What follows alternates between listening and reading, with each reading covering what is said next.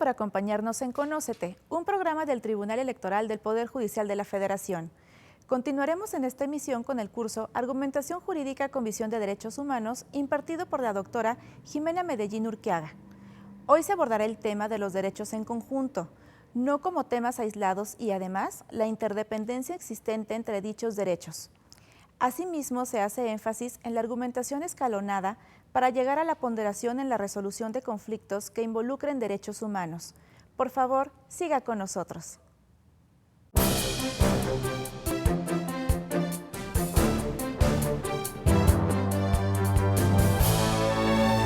Les recomendé en la lectura que les mandé una sentencia de la Corte Interamericana, la de aborto, la de Artavia. Bueno, no es de aborto, en realidad es de fecundación in vitro, pero ahora ya se le quedó como la sentencia de aborto.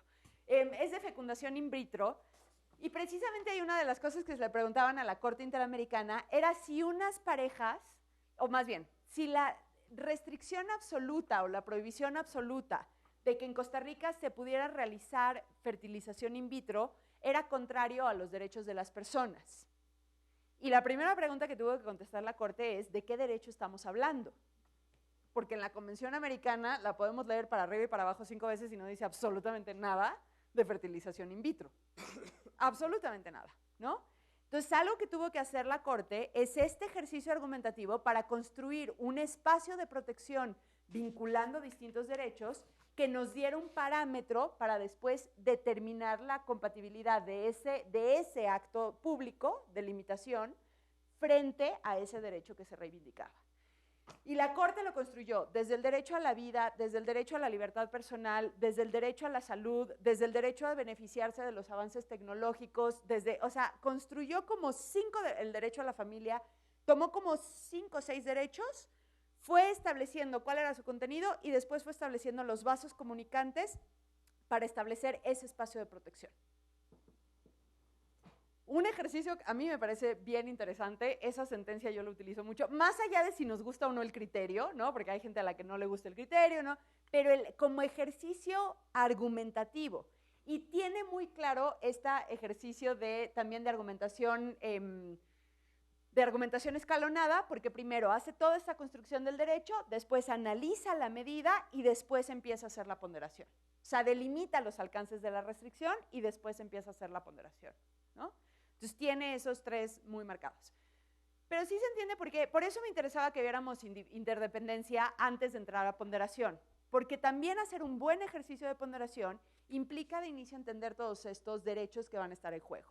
Igual el tema de los pueblos indígenas, porque si lo vamos a construir de manera equitativa, en nuestro caso tenemos que ver todos los derechos que pueden estar en juego para la asociación o las personas que están pidiendo el reconocimiento como agrupación, y después los derechos que se están poniendo del otro lado, ¿no? Que en términos de ponderación ahorita vamos a ver que eso se entiende como la finalidad constitucional de limitar el derecho que se está reclamando de inicio, ¿no? Y ahí tendremos que construir, por ejemplo, el derecho a no ser discriminado. ¿Qué implica el derecho a no ser discriminado? El derecho a no ser discriminado implica que no haya ningún tipo de discurso que potencialmente lleve una discriminación o implica que no se tomen acciones específicas que vayan a mermar el ejercicio de mi derecho. ¿Qué implica vincular el ejercicio a no ser discriminado con el ejercicio del respeto del desarrollo cultural de los pueblos indígenas? Porque los pueblos indígenas tienen un derecho no nada más a autodeterminarse en términos de formas de gobierno, sino a que se les respete sus modelos culturales. Y entonces podríamos decir, no hay un problema de autodeterminación, pero una asociación que a través de la educación quiere modificar esas, porque algo quiere modificar, ¿no? Allá creo que en Sala Monterrey decían, pues es que parece que sí los quieren eliminar. Tal vez no sea una eliminación física, pero parece que sí quieren hacer una transformación cultural. Transformar su cultura a la occidental. Exacto, una transformación cultural, ¿no? Y entonces, no nada más es el derecho a no ser discriminado, es el derecho de no ser discriminado particularmente en relación con la protección que le reconocemos todo el mundo, y no nada más con la protección, con el valor que reconocemos en la pluralidad cultural que aportan los pueblos indígenas. Y entonces ahí se va construyendo también algo bastante más complejo, ¿no? pero deja de ser este debate de estos se quieren asociar y estos no los quieren discriminar, o estos no los tenemos que proteger. ¿Por qué? Per se. Pues no, eso no va a ser una argumentación que nos lleve a sustentar bien un caso difícil, como les decía. Sobre todo esto es, creo que me parece más en una lógica de caso difícil. Y aquí también el criterio de indivisibilidad, aquí sí es un poco, la indivisibilidad viene a ayudarnos en una parte y en realidad a darnos otro elemento para más hacia el final. La indivisibilidad, y otra vez esto es algo que viene de este trabajo de Daniel y de Sandra, que lo pueden consultar. Los derechos no pueden tomarse como elementos aislados, ¿no? Que ya les decías, sino como un conjunto. Las decisiones políticas no pueden proteger una determinada categoría o grupos de derechos en exclusión de otros. Y esto trata de romper esta idea de decir, hay modelos políticos que protegen los derechos sociales y hay modelos políticos que protegen los derechos individuales. Y si tú tienes derechos individuales, seguramente vas a acceder a la salud por algún lado. Porque eso fue un modelo político en algún momento, ¿no? O los modelos procedimentales, las constituciones procedimentales, ¿no? Lo único que tenemos que garantizar es la participación en los asuntos políticos, porque ya se arreglarán en todo el debate político y en todo el debate público para ver cómo se reparte el resto de la vida. Este principio de indivisibilidad parecería oponerse a eso. Hay que pensar que todos los derechos están incorporados en el modelo político. Ahora, eso no significa, y esto me parece importante, que determinadas decisiones no puedan priorizar ciertos derechos, porque todo es un tema de competencia, y aquí parece que el de derechos humanos empieza a hablar economía, ¿no? Hay recursos escasos, hay competencia y hay que asignar recursos. Entonces aquí los economistas llegan a empezar a meternos ruido en la cabeza. Entonces, claro que se pueden priorizar, priorizar que no jerarquizar, eso es algo importante. Y uno de los elementos que da la indivisibilidad es que cuando se priorice, es decir, ¿a qué le vamos a meter más recursos? ¿A qué le vamos a meter más legislación? ¿A qué le vamos a meter más protección? Lo que necesitas es también estar pensando en si tú proteges de inicio un derecho, cómo eso te ayuda a potenciar a todos los demás derechos. O sea, no pensarlo en exclusión, sino pensarlo en potenciación. Entonces, de pronto pienso que se acaba. Este es el debate muy claro con educación, por ejemplo, ¿no? Si nosotros hacemos mucha inversión en educación, esa es una forma muy directa en la que terminamos potenciando muchísimos de los otros derechos. En cambio, o en materia de salud, o sea, no tiene que ser nada más en relación de derechos, sino también parte de los contenidos de los derechos. En materia de salud, eso es algo que se ha apuntado una y otra y otra y otra vez. Se tiene que potenciar el tema, la atención preventiva de enfermedades antes que el tratamiento de enfermedades, porque el tratamiento de enfermedades es carísimo y no va a haber dinero que alcance. Con esa cosa que ya más o menos la tenemos pensada y que debería de ser la forma de operar desde el principio de indivisibilidad de los derechos, la Auditoría Superior de la Federación la semana pasada nos dijo que uno de los desperdicios más amplios que hay en sector salud es en prevención de enfermedades. Entonces aquí sí hay un debate de asignaciones presupuestales, ¿no? Y entonces, ¿por qué estás priorizando la parte de tratamiento antes que la parte de prevención, si la parte de prevención es una forma mucho más efectiva de utilizar tus recursos y potenciar el resto de la satisfacción del derecho a la salud? Sí, luego ya no tienes que corregir. Luego ya no tienes, digo, si alguien se enferma, se enfermarán y todo el mundo se enfermará, porque aparte hay condicionamientos personales, hay genética, hay una serie de cosas, ¿no? Pero la lógica del sistema es buscar cómo potencias, cómo tus decisiones políticas, antes que excluir, potencian el resto de los derechos. Y ahí entonces hay una lógica de por qué priorizas asignación de recursos a ciertos rubros o a ciertos derechos y no a otros. Exacto. Pero no es, pues yo le asigné un friego de dinero a salud, pues porque todo el mundo queremos estar sanos. No, está muy bien, la decisión puede ser exactamente lo mismo. El punto es el proceso de pensamiento. Eso es lo que nos interesa desde derechos humanos. Es cómo llegas a tomar las decisiones. Porque si no, sí abres unos espacios de arbitrariedad en la que no tienes bases para cuestionar. Y eso también lo hemos visto en temas de rendición de cuentas, ¿no? Me decían una vez alguien que es especialista en rendición de cuentas, no, es que ya hicimos un gran avance porque ya no nada más es gasto, sino la rendición de cuentas es por resultados, ¿no? Tú gastaste 10, te dimos 10 pesos, gastaste 7 pesos, en este objetivo, ¿cuánto alcanzaste de ese objetivo? Y yo les decía, muy bien, ¿y si el objetivo está mal? Y entonces me decían, no, es que el objetivo no puede estar mal. ¿Cómo que el objetivo de política pública no puede estar mal? No, no puede estar mal porque ese es el objetivo de la política pública. Eso fue lo que decidió el tomador de decisión. Pero ¿cómo llegó a decidir que ese era el objetivo de la política pública? Ah, no, eso ya no hay forma de cuestionarlo desde el constitucionalismo. Sí, los derechos humanos te dan esa base también para cuestionar ese tipo de cosas, ¿no? Entonces, y en términos más de la judicialización, lo que proponen Sandra y Daniel, que a mí me parece muy interesante, es que el principio de indivisibilidad implique no nada más ver las violaciones inmediatas, sino también las causas que nos pueden estar generando esas violaciones inmediatas. Porque hay muchas veces que solucionar la violación inmediata se genera tal conflicto de derechos o tal colisión de derechos que ya es prácticamente imposible decidirla en ese nivel. Eso es parte de lo que hemos discutido, por ejemplo, con el caso de Acueducto Independencia, que ya lo mencionaba alguien. Este caso de la tribu Yaqui que le van a quitar parte del agua a la que tiene derecho del cauce del río Yaqui, es que no es el río Yaqui, pero ya no me acuerdo exactamente cómo se llama el río, aunque el gobierno dice que no le están quitando el agua, pero bueno. Pero el punto es que se va a tomar parte del agua del cauce de un río, que ellos tienen unos títulos de propiedad sobre un porcentaje del caudal del río, para llevarla al municipio de Hermosillo. Porque parte de lo que se alega es hay una escasez terrible de agua en el municipio de Hermosillo.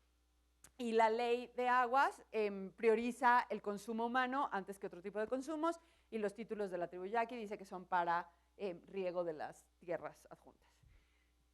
Ahí hay un problema en el que todo el mundo se ha planteado de, bueno, es que por un lado están los derechos de los pueblos indígenas y la cultura indígena, etcétera, y el derecho al agua, y por otro lado dices, ¿y qué? Hay gente que dice, ¿y qué? ¿Dejamos morirse de sed a las personas del municipio de Hermosillo?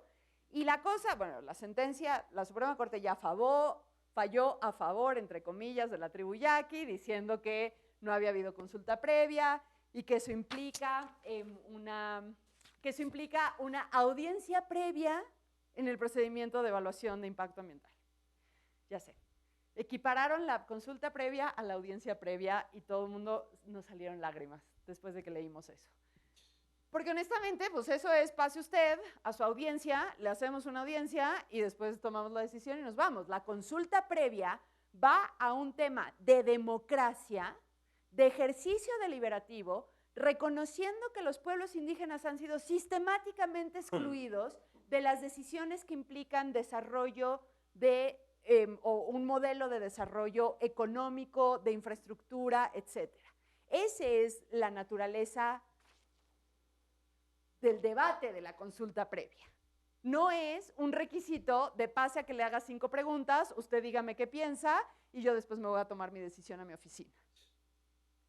Eso, por ejemplo, es algo que les decía que hay que ver realmente la identidad del derecho. ¿Qué estamos discutiendo? No estamos discutiendo una audiencia de 3 horas. No estamos discutiendo eso. Estamos discutiendo la posición de los pueblos indígenas en los modelos de desarrollo y su posibilidad o no de participar en ellos. Y eso le cambia, para mí, mucho el sentido a la decisión, o al caso, digamos. Pero hay un problema atrás que parece ya no resolverse con este tema de consulta previa y derecho al agua y etcétera, porque lo que hay atrás es un problema severo de cómo se está planteando todo el desarrollo regional. Eso es lo que trataría de decir el principio de interdependencia en la vía judicial. Hay casos, y esto no tiene que suceder en todos los casos, pero hay casos que las violaciones inmediatas nos están indicando un proceso de violación mucho más complejo atrás, un contexto político y social que está marcando una serie de condiciones de las personas en donde todo mundo va a acabar con derechos violados. Porque si no le damos el agua, probablemente las personas de Hermosillo sí vaya a haber una escasez de agua en Hermosillo. Digo, hay otros estudios que dicen que en realidad hay otra forma y que, ¿no? Todo eso también lo podemos discutir. Pero el punto es que atrás, porque aparte eso también nos lo dijeron, ok, la Suprema Corte puede resolver hoy. En 5 años o en 10 años va a haber una crisis terrible de agua en toda la región. Eso, entonces, que la Corte esté resolviendo lo que tiene hoy en un problema que ya sabemos que hay evaluaciones científicas de un problema muy severo en un corto plazo, porque 5 años es un corto plazo, hay un problema atrás del que no nos estamos haciendo cargo, ¿no? Que supera, no es que supere, sino que le da un contexto distinto, una luz distinta a las violaciones que estamos alegando en el caso. ¿Sí? Había... Corre un poco el riesgo. Claro, es muy ideal esa posición, yo la comparto del principio a fin, nada más que hay que poner otra cara de la moneda, que es que se corre el riesgo de hacer en exceso política en la vía judicial, ¿sí? Que no es algo así menor, ¿no? Por eso les decía que esto es un... Pensando, o sea, aún cuando estoy a favor de la judicialización de todos los procesos en un Estado, es decir, de que todos los actos, bajo esta idea, que son así como que un poco simplona de que se ajusten a la legalidad, y por tanto todo esté sujeto a un control, ¿sí? Eso no significa que tampoco, que también necesariamente sea la única vía, ¿no? Sí, no, y esto es, como les decía, una cosa muy importante de la argumentación en derechos humanos es cuándo seleccionan qué. O sea, ¿por qué se introducen ciertos elementos en un caso y por qué no? Este principio de indivisibilidad se utiliza, esta argumentación se utiliza más bien en lo que se llaman litigios estructurales. Y litigios estructurales en donde las cortes tienen que decidir hasta dónde va a ser su grado de penetración y de qué forma deciden dialogar con el tomador de política, ahí de decisión de política pública. Ahí nosotros estamos muy atrasados, muy atrasados. Hay otras cortes que han ido generando modelos a través de los cuales, por ejemplo, se le dice, yo no te voy a decir cómo va a tener que ser la decisión, pero te voy a dar ciertos parámetros y después voy a hacer una mesa de seguimiento. Y entonces se convierte en un diálogo permanente, y esto lo hacen excepcionales, ¿eh? No crean que el litigio estructural es todos los días, es distinto el litigio de interés público que el litigio estructural. Los casos estructurales es cuando las cortes dicen, esto tiene unas dimensiones tan graves que nos va a afectar de manera muy severa. O sea, esto sí tiene el potencial de generar violaciones masivas o de desestabilizar masivamente. La Corte Constitucional colombiana lo ha hecho, por ejemplo, en momentos como la política pública de salud, porque de verdad dijo todo el sistema de salud es inconstitucional y lo tenemos que volver a empezar desde cero. En desaparición, en la política pública de desplazados y en la política pública carcelaria, por ejemplo. Argentina lo ha hecho en un tema de contaminación muy fuerte que se llama el caso del Riachuelo y estableció todo un proceso para vigilar el cumplimiento de la sentencia porque nadie había hecho nada, estaba empezándose a afectar y a generarse un desbalance ecológico de dimensiones dramáticas y entonces la Corte decidió hacer esta intervención muy dura en la política pública y lo hizo también en un caso sobre pensiones por modelos distintos, pero porque había un problema enorme del sistema de pensiones en Argentina, ¿no? Pero sí son intervenciones bien específicas. O sea, también, igual que decíamos acá, no es que de pronto todo lo vamos a discutir desde la moral social, no todo lo vamos a discutir desde estos términos, pero es una herramienta que está en la Constitución. Y la tenemos que empezar, me parece, a ver cuándo se tiene que operar y cuándo no. Al menos a discutir cuáles son sus alcances, su contenido y ver cuándo lo operamos y cómo. ¿Había un comentario?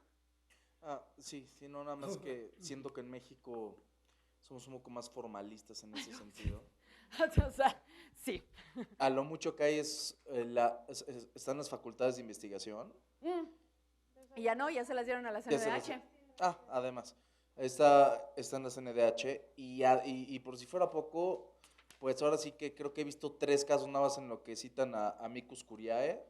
Todo es muy formalista, generalmente no les gusta hacer partícipe a eso y que yo haya visto no ha habido un asunto que realmente... No ha habido. Que sea más de facto, no de... No ha habido, pero es un tema, o sea, eso es algo que les hemos criticado muchísimo, que no se hacen cargo o sea, que no se hacen cargo y luego es, hay inejecución de sentencias. Sí, la sentencia tenía problemas de inicio, o sea, la sentencia tenía que o pensarse de otra forma o tener otros efectos o algo así. O sea, porque si no se queda una sentencia casi declaratoria. Lo criticamos, bueno, lo discutimos muchísimo en un caso de manglares en Tulum, en donde el desarrollo municipal se había empezado a comer a los manglares y entonces la Corte dijo que había unas zonas protegidas y entonces la Corte dijo que eso era espacio federal, no sé qué, pero lo procesaron a través de una controversia constitucional. Y entonces la Corte dijo, yo lo único que tengo que decidir son a quién le corresponde regular en esa parte. Y todo el mundo decía, y abajo hay un problema ecológico tremendo porque hay un proceso de destrucción de manglares espantoso que la Corte decide no hacerse caso a cargo porque dijo esto es una controversia constitucional. Pues muy bien, ¿no? Yo les digo, está bien, con todo respeto, pero parece que nada más están parados ahí para decir pase usted, frénese, ahora pase usted, y organizar quién pasa primero en el sistema, pero no nos estamos haciendo cargo de los problemas que hay atrás. Hay todo un debate de si las controversias constitucionales son un lugar apropiado para discutir materialmente los asuntos, etcétera. Pero ahí están ese tipo de casos, ¿no? Y los manglares se siguen deshaciendo, hoy, con una sentencia de la Suprema Corte. Yo creo que también es un miedo del país de alguna manera de abandonar el criterio que existió previo a la Revolución Francesa y que fue realmente la división de poderes, evitar la judicialización de la política, y lo que está tratando de evitar es eso. Y en países del sistema anglosajón justamente es la judicialización del sistema político en torno a que son verdaderos garantes de la Constitución. Sí, bueno, creo que ahí Zagrebelsky ya nos platicó desde hace un rato que esto de la visión clásica de la división de poderes, y si no nos había quedado claro, con 13 órganos constitucionales autónomos, nuestra visión constitucional de la división de poderes y las funciones del Estado, más bien que alguien explique ahorita cuál es la teoría del Estado mexicano con 13 órganos constitucionales autónomos, ¿no? O sea, es cierto, y algo que decíamos justo ayer en el seminario de seguimiento a la Suprema Corte a los chavos de ciencias políticas es las cortes también están teniendo una transformación como actores políticos, y por eso les decía esa frase de Raúl Mejía. Las cortes son actores políticos, pero no hacen política, al menos no en el sentido tradicional. Entonces hay que pensar cómo las cortes tienen herramientas, y me parece que también pasa por la argumentación. Cuando las cortes deciden utilizar ciertas herramientas argumentativas que les permiten hacer una penetración en debates políticos o un reenvío a los debates políticos, porque también eso, por ejemplo, en estos debates de matrimonio igualitario, allá donde decía un hombre y una mujer, ahora se va a entender dos personas. Eso dijo la Corte en una sentencia. Muy bien, todo el mundo podemos estar de acuerdo en que es una sentencia que aplaudimos si están de acuerdo con el matrimonio igualitario, que les parece una imposición si no están de acuerdo con el matrimonio igualitario. Y dijeron que había sido interpretación conforme. Eso no es interpretación conforme, eso es activismo legislativo por parte de la Corte, con respeto, porque decir, donde dice hombre y mujer se entienden dos personas, cambiaron el texto de la norma, con respeto, siempre con respeto. Pero también el problema es ¿qué implica eso también en términos de cómo la Corte se relaciona con el debate deliberativo democrático y con una posibilidad de que siga un debate social? Hubiera sido mejor que dijera, esta norma es inconstitucional y reenvío al debate del órgano legislativo, porque estoy reconociendo el valor del debate para una construcción de una sociedad más plural y más tolerante y bla, bla, o decido esta opción, porque me parece que esto está en un núcleo indecidible y que no está disponible al debate democrático y deliberativo, y etcétera. Pero vean cómo son posiciones argumentativas distintas. Y otra vez eso es lo que me preocupa, que no nos hacemos cargo de cómo las cortes deciden relacionarse con los distintos poderes y con la sociedad. A lo mejor abrieron el manual de percepción social y vieron que más o menos estaba orientada a favor de reconocer el pluralismo y dijeron eso. Y cabría la posibilidad de decir que es conforme, ya esto es broma, porque finalmente un hombre, hay dos personas, una que juega el papel de hombre y otra que juega el papel de mujer. Ahí está otra interpretación. Pero creo que esas son nuevamente posiciones que las cortes, si van a empezar a hacer una judicialización mucho más dura de temas que se vinculan con lo político, tiene que empezar a pensar en esta complejidad de cómo se relaciona con otros espacios y qué opciones tiene. Dos comentarios y nos vamos a ponderación. Diga. Un paréntesis rapidísimo. Sí. Lo que pasa es que en doctrina italiana, en constitucionalismo italiano, sí hay sentencias interpretativas aditivas. Declarativas, sí. Entonces, sí. O interpretativas sustitutivas. Sí, de tal suerte que, bueno, no es... Claro, pero es una opción. La Corte sabe cuál está haciendo y decide por qué y justifica por qué lo está haciendo. Eso es lo que me parece que tenemos que hacer. Lo que me refiero es que la interpretación conforme sí prevé o sea, un método de interpretación, el resultado de la interpretación conforme sí puede ser una sentencia interpretativa sustitutiva o aditiva, desde la teoría italiana. Bueno, pero fue bastante severa. Fue sustitutiva, pero está prevista como método, como el resultado. Ok, de la entonces interpretación asumamos todo conforme. como método y establezcámoslo como doctrina constitucional. Pero hagamos explícitas las opciones que tenemos. Porque nuevamente otra vez, entonces, en esto que decíamos con Rubio y Llorente, ya no se sabe por qué la Corte a veces decide sí ser sustitutivo o aditivo y a veces decide dejar un bellísimo blanco, ¿no? Y nada más decir, la norma no es constitucional y no da ninguna otra solución. Y cuando hay esa variedad interpretativa en las Cortes, sin que se vayan generando estas doctrinas constitucionales, ya no entendemos por qué en mi caso no hizo una adhesión y en otro caso sí. Y hasta dónde están los límites de la adhesión y de la sustitución. Porque también, en serio, ahí sí me vuelvo bien gargarela. Hay un problema de debate deliberativo. Y la Corte está invadiendo, ahí sí, está tal vez llegando a invadir si no hay límites. O sea, yo sí no creo que pueda sustituir cualquier cosa o que pueda adicionar cualquier cosa. No lo creo, pero lo tendremos que debatir. Pero el punto es ese, lo tenemos que debatir. Sí. La única cosa que a mí me llama la atención es toda esta interpretación, todas estas bases teóricas de la interpretación, pro homine, esta interrelación con los derechos, etcétera, está sustentada en algún sentido como el juez filósofo, en un juez es un gran hombre de Estado, es un gran señor, es un gran todo, y que le llegan los asuntos al día, porque pueden ser mucho, pero, o sea, esto no está pasando, el control es un control difuso de la Constitución, le va a pasar a los jueces, le llegan 80 casos, no tienen la pluma de ganso para decir esto sí, esto no, pues Es verdad. pensar en 2 días a ver qué implicación. Se los decía, que eso es lo que primero que nos dicen los jueces.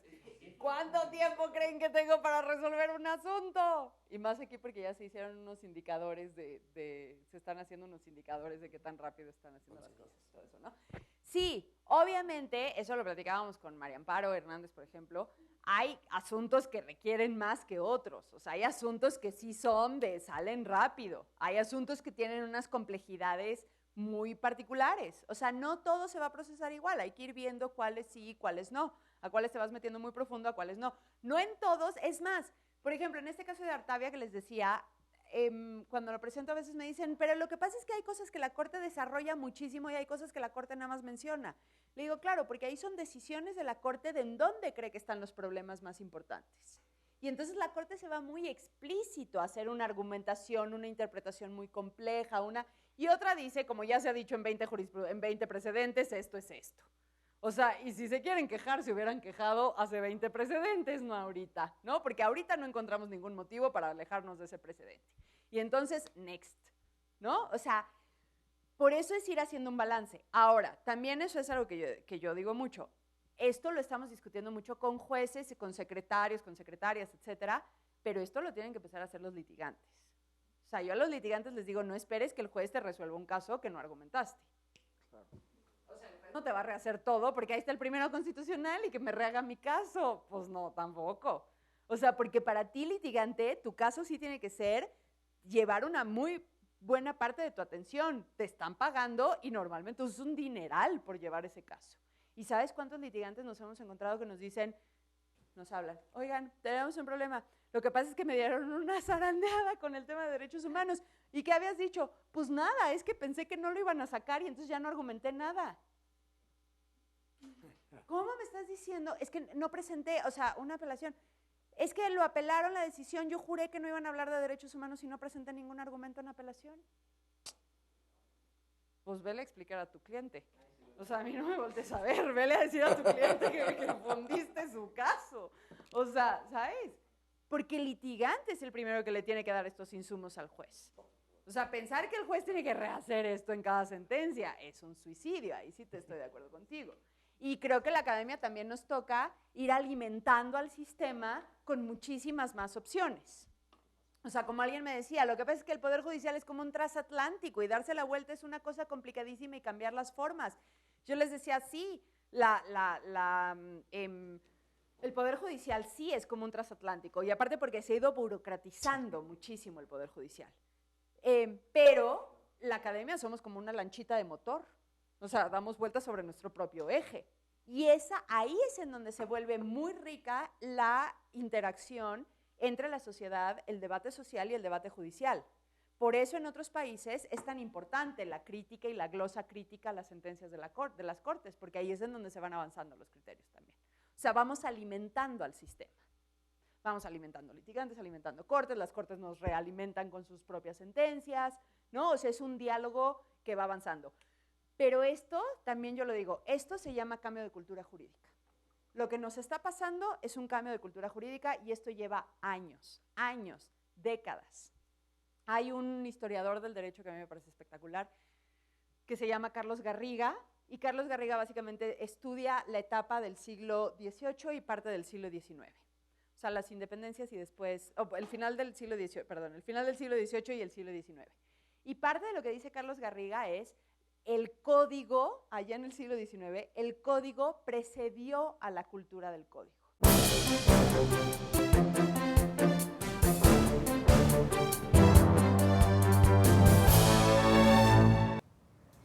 Agradecemos su amable atención. Les invitamos para que nos acompañen en la posterior entrega del curso sobre argumentación jurídica con visión de derechos humanos. Conócete, una producción del Tribunal Electoral del Poder Judicial de la Federación. Les esperamos la próxima. Me despido, soy Paloma Orona.